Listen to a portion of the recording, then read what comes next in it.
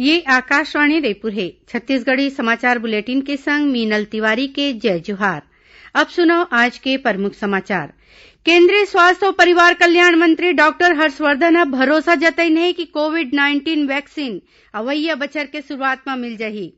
प्रधानमंत्री नरेंद्र मोदी के जन्मदिन मनाए बर आज देश भर में कतकोन कल्याणकारी कार्यक्रम करे जाथे।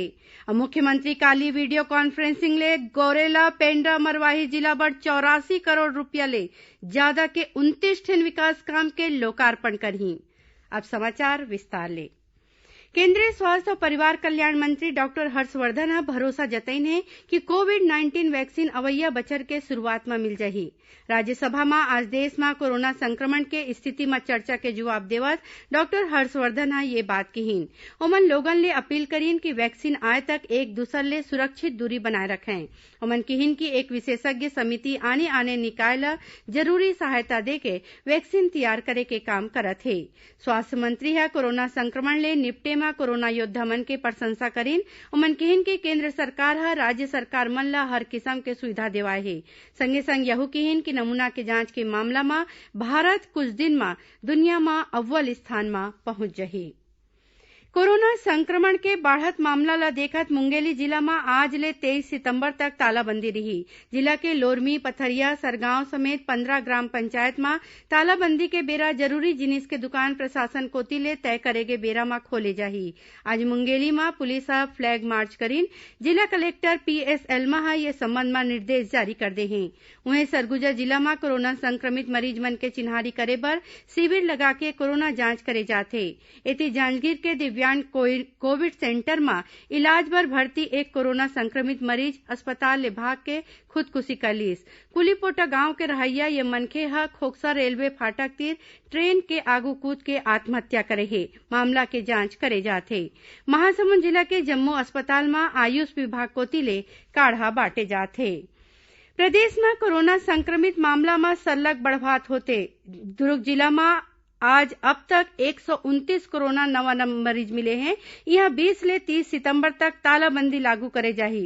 जिला कलेक्टर सर्वेश्वर नरेंद्र भूरे लोगन ले अपील करीन है कि जम्मो जन तालाबंदी के नियम के पालन करें।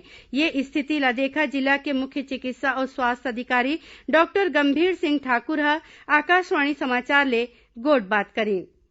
कोरोना की बीमारी हवे वो कोई बड़े भारी बीमारी नो है। एकर से डराए के कोई जरूरत नहीं है। बस समय रहते इलाज कराए के जरूरत हवे। जहाँ भी तुमला सर्दी हुआ है, खांसी हुआ है, बुखार हुआ है, तुरंत जाए के जरूरत है। हमारे नगर अस्पताल में हूँ और तुरंत जांच करवाओ, दवाई लो। भीड़ भाड़ जगह में बिल्कुल नहीं जाए की जरूरत हो ही कहीं के लिए तो जाए मास्क के उपयोग कर लें। मास्क पहन लें, साबुन से बार बार हाथ धोएं और सैनिटाइजर होवे तो सैनिटाइजर ला भी उपयोग करा जाए। प्रधानमंत्री नरेंद्र मोदी के जन्मदिन मनाए बर आज देश भर में कतकोन कल्याणकारी कार्यक्रम करे जाथे।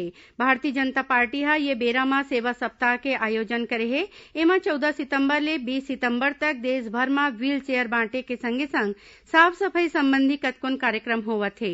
राष्ट्रपति रामनाथ कोविंद, उपराष्ट्रपति M वेंकैया नायडू, केंद्रीय गृह मंत्री अमित शाह और सूचना प्रसारण मंत्री प्रकाश जावड़ेकर समेत कतकोन प्रतिनिधि और गणमान्य लोगन मन प्रधानमंत्री श्री मोदी जन्मदिन के शुभकामना दिन है।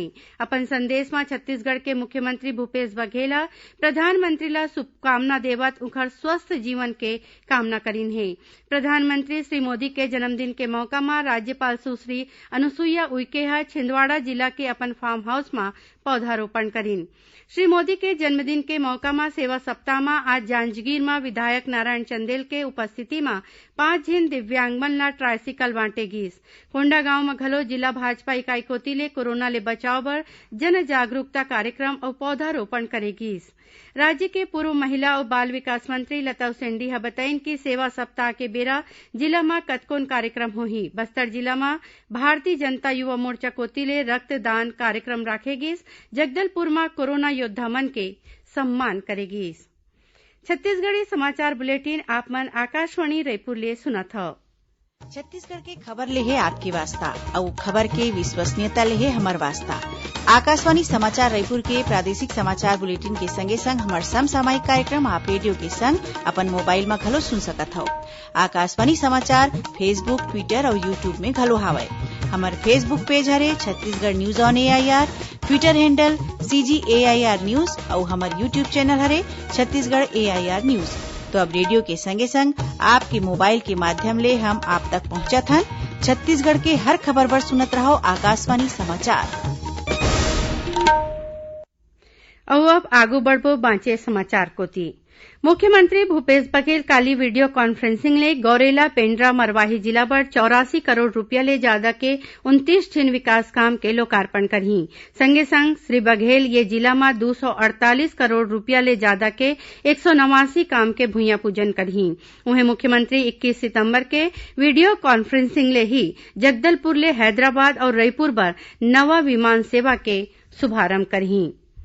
छत्तीसगढ़ पाठ्य पुस्तक निगम के NCERT पाठ्यक्रम में आधारित कक्षा 11वीं और 12वीं के किताब ऑनलाइन बिसाए जा सकी। उन्हें प्रदेश के जम्मू स्कूल के प्राचार्य, शिक्षक और पढ़इया लइका मन ला 15% के विशेष छूट दे जावत है। निगम के वेबसाइट में पुस्तक ऑर्डर करके ऑनलाइन भुगतान के बाद डिपो ले किताब ले जा सकथे। ये किताब डाक ले भेजे जाही और बिसैया मन ला डाक के खर्च नहीं देबर पड़े।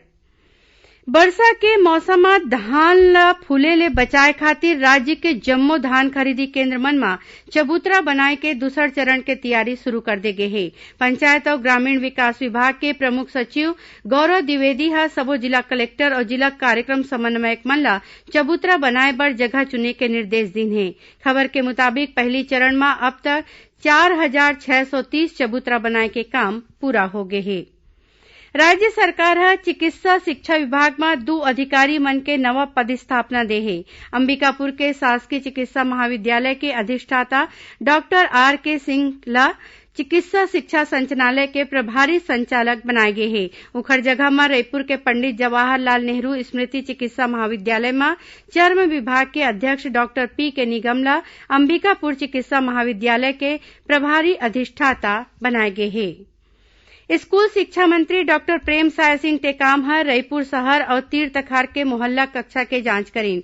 डॉक्टर टेकाम ह काली कचना, फुंडहर, पुरैना तालाब, कबीरनगर और लाखे नगर में पढ़ई तुहर पारा कार्यक्रम में चलाए जात ऑफलाइन कक्षा में पढ़ई के व्यवस्था ला देखीन और शिक्षक और लइका मन ले गोड बात करीन। और अब थोरकुन समाचार सारमा। केंद्रीय युवा कल्याण और खेल मंत्रालय कोती ले राखे गे फिट इंडिया फ्रीडम रन ले बलरामपुर जिला में युवा मन ला स्वस्थ रहे के संदेश दे जावत है। मुख्यमंत्री भूपेश बघेल कोती ले प्रदेश में 14,580 शिक्षक मन के नियुक्ति के मंजूरी दे बर छत्तीसगढ़ प्रशिक्षित D.Ed और B.Ed संघ के पदाधिकारी मन ह आभार जतैन हे। अंबिकापुर के नवापारा के शहरी प्राथमिक स्वास्थ्य केंद्र में कैंसर बीमारी के इलाज बर कीमोथेरेपी के सुविधा देवाए गे हे। स्वास्थ्य मंत्री T.S. सिंहदेव ह वीडियो कॉन्फ्रेंसिंग ले ये सुविधा के शुभारंभ करीन। जांजगीर चांपा जिला के कलेक्टर यशवंत कुमार ह समर्थन मूल्य में धान बिसाए के तैयारी ला लेके आज राइस मिल वाले मन संग बैठका करीन।